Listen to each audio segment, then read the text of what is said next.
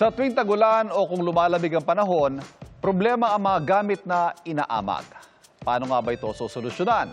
Kuya Kim, ano na? Nang magbakasyon kamakailan, si AJ sa kanilang bahay sa Cabanatuan, ito ang kanyang nadatnan. Ang cabinet niyang gawa sa kahoy, inamag. Hindi lang po kahoy, mga sombrero, bag, tumbler, tapos ballpen, parang kanin. Tapos nabulok, grabe, ang sakit sa lalamunan. Inala ni AJ, Yung pagmumoist niya, nag-umpisa siya sa pader dahil sa ulan.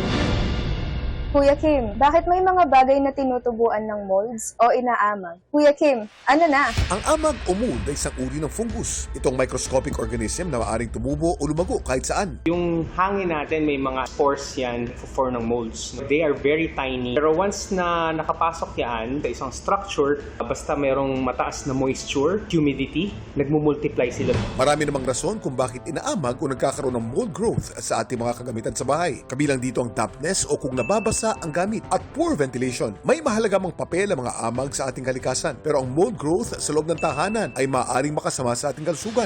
Ano nga ba ang dapat gawin para hindi amagin ang ating mga gamit? Get professional help from cleaning service. Look for the source of moisture tulad ng mga leaks tsaka mga water accumulation. So kung kailangan takpan, ayusin, discard the materials if it's possible. Yung nakukulog kasi. So kailangan nag-circulate yung air. Magagawan pa kaya ni AJ ng paraan ang kanyang inamag na cabinet?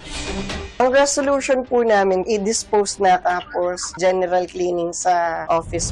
Laging tandaan, importante ang may alam. Ito po si Kuya Kim at sagot ko kayo 24 oras. Mga kapuso, patuloy na tumutok sa mga balita, mag-subscribe sa GMA Integrated News sa YouTube. Sa mga kapuso abroad, samahan niyo kami sa GMA Pinoy TV at www.gmanews.tv.